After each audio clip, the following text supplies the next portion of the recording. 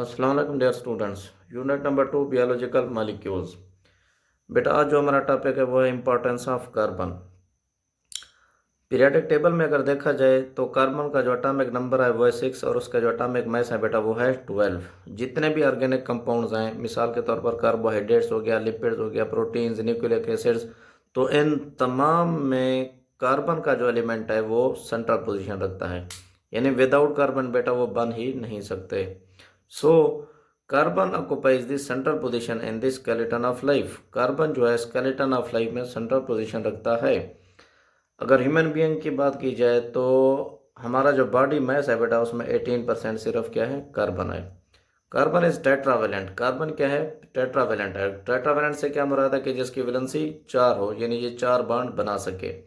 And reacts with other elements to form covalent bond, और दूसरे element के साथ मिलकर ये क्या बनाता है, कोवेलेंट बॉन्ड बनाता है। अब कोवेलेंट बॉन्ड से क्या मुराद है बेटा, a bond form by the mutual sharing of electrons between two atoms, के दो एटम्स के दरमियान इलेक्ट्रॉन के इश्तराक से बनने वाला बॉन्ड क्या कहलाता है, कोवेलेंट बॉन्ड कहलाता है। एग्जांपल्स क्या हैं, H2O2Cl2। यहाँ पर एक इलेक्ट्रॉन ये हाइड्रोजन एटम दे रहा है और दूसरा इलेक्ट्रॉन ये हाइड्रोजन एटम दे रहा है, और अब यहाँ पर इन दोनों एटमों के दरमियान इलेक्ट्रॉन का इश्तराक हो रहा है। अब इस इश्तराक से जो बॉन्ड बन रहा है इसको क्या कहते हैं बेटा, कोवेलेंट बॉन्ड कहते हैं। इसी तरह अगर यहाँ पर देखा जाए, ये क्या है, मीथेन। यहाँ पर कार्बन जो है वो 4 इलेक्ट्रॉन प्रोवाइड कर रहा है। क्यों? क्योंकि इसके आखिरी शेल में 4 इलेक्ट्रॉन मौजूद हैं। तो ऑक्टेट रूल के तहत ये अपने आखिरी शेल को मुकम्मल करने के लिए इन 4 हाइड्रोजन एटम्स के साथ क्या करेगा, इलेक्ट्रॉन का इश्तराक करेगा। तो अब यहाँ पर बेटा ये देखें कि एक कोवेलेंट बॉन्ड, दूसरा कोवेलेंट बॉन्ड, तीसरा, चौथा, यहाँ पर 4 कोवेलेंट बॉन्ड बन रहे हैं। तो इस तरह ये अपने आखिरी शेल को कार्बन क्या कर रहा है, मुकम्मल कर रहा है, यानी उसमें स्टेबिलिटी आ रही है। तो इसी तरह अगर देखा जाए, कार्बन कैन फॉर्म ब्रांच्ड और अनब्रांच्ड चेन्स और रिंग्स। कार्बन क्या करती है कि ब्रांच या अनब्रांच चेन्स या रिंग्स भी बनाती है। यहाँ पर देखिए कि कार्बन कार्बन बॉन्ड और कार्बन हाइड्रोजन बॉन्ड, ये देखें ये क्या है कि इसको क्या कहते हैं, अनब्रांच्ड चेन। यहाँ पर इसकी कोई ब्रांच नहीं है, इसकी कोई शाख नहीं है, इसको स्ट्रेट चेन भी कहते हैं बेटा। ये क्या है, ब्रांच्ड चेन। यहाँ पर अगर देखा जाए तो ये कार्बन नंबर 1 2 3 4 5, कार्बन नंबर 3 पे यहाँ पर इसकी एक ब्रांच है, यानी ये इसकी क्या है, एक शाख है बेटा। तो ऐसी जो चेन होगी इसको कौन सी चेन कहते हैं, ब्रांच्ड चेन कहते हैं। इसी तरह ये क्या है कि कार्बन कार्बन बॉन्ड और कार्बन हाइड्रोजन बॉन्ड, इस तरह ये रिंग की शक्ल में, ये जो स्ट्रक्चर है इसको क्या कहते हैं, रिंग स्ट्रक्चर। यहाँ पर 6 कार्बन है और 6 हाइड्रोजन है। ये किसकी स्ट्रक्चर है, कौन सी रिंग है बेटा, बेंजीन रिंग है। तो इस तरह ये क्या करेगा कि रिंग की शक्ल में भी यानी मौजूद होगी। अब नेक्स्ट क्या है बेटा, कार्बन कंबाइंस विद फून्स। कार्बन यानी किसके साथ मिलता है, फून्स। फून्स से क्या मुराद है, phosphorus, hydrogen, oxygen, nitrogen, sulphur.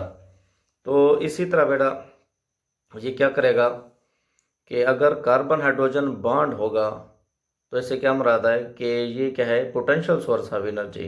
यानी जब कार्बन हाइड्रोजन बॉन्ड टूटेगा तो यहाँ जब एनर्जी रिलीज होगी तो इस एनर्जी को एटीपी बनाने के लिए इस्तेमाल किया जाएगा। यानी सेल के अंदर जितना भी मेटाबॉलिक एक्टिविटीज़ होंगी तो एटीपी वहाँ पर क्या होगी बेटा, इस्तेमाल होगी।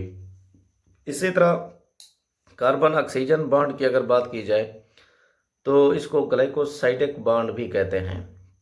It gives stability to carbohydrates. ये कार्बोहाइड्रेट्स को क्या देता है, स्टेबिलिटी देता है, यानी पेचीदा बॉन्ड बनते हैं।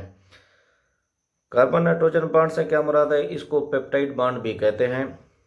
ये कहाँ मौजूद होता है, प्रेजेंट बिटवीन 2 अमीनो एसिड्स के, ये 2 अमीनो एसिड्स के दरमियान मौजूद होता है। इसका काम क्या है बेटा, ये प्रोटीन को बनाता है। इसी तरह कार्बन सल्फर बॉन्ड जो है इसको कार्बन सल्फाइड बॉन्ड भी कहते हैं, प्रेजेंट बिटवीन प्रोटीन्स, के ये प्रोटीन्स की मज़ीद यानी जो पेचीदा साख्तें हैं उनको बनाने के लिए ये बॉन्ड इस्तेमाल होता है। कार्बन फास्फोरस बॉन्ड क्या है, इसको फास्फोडाइस्टर बॉन्ड भी कहते हैं, प्रेजेंट है न्यूक्लिक एसिड के। ये न्यूक्लिक एसिड में क्या है बेटा, मौजूद है। इसी तरह जो मॉलिक्यूल्स हैं वो यानी 2 तरह के होते हैं। एक होता है माइक्रो मालिक्यूल्स और दूसरे क्या होता है माइक्रो मालिक्यूल्स। माइक्रो मीन बड़े, माइक्रो छोटे। माइक्रो मालिक्यूल से क्या मुराद है कि large organic molecules having large molecular wait के ऐसे बड़े नामियाती मुरक्कब मालिक्यूल्स या मुरक्कबात जिनका मालिक्यूलर वेट ज़्यादा हो, यानी वो पेचीदा हों, कंपाउंड मुरक्कबात। इसकी एग्जांपल्स क्या हैं बेटा? सेल्यूलोज, प्रोटीन्स, फैट्स, ये क्या है इसकी एग्जांपल्स हैं।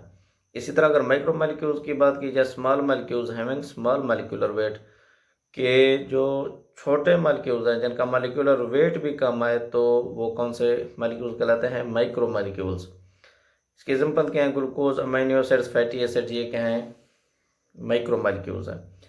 माइक्रो मालिक्यूल्स की अगर बात की जाए बेटा, तो ये क्या है? स्टेबल मालिक्यूल्स, यानी ये कायम रहते हैं, आसानी से टूटते नहीं हैं। इसी तरह माइक्रो मालिक्यूल्स की बात अगर की जाए तो ये क्या? अनस्टेबल मालिक्यूल, यानी ये जल्दी टूट जाते हैं। माइक्रो मालिक्यूल्स क्या है बेटा? इनसॉल्युबल इन वाटर, ये पानी में क्या है? इनसॉल्युबल है। तो ये क्या करते हैं कि फॉर्म स्ट्रक्चर ऑफ सेल, तो ये सेल की साथ बनाते हैं, यानी सेल मेम्ब्रेन होगी या उसकी साथ होगी, उसको बनाते हैं।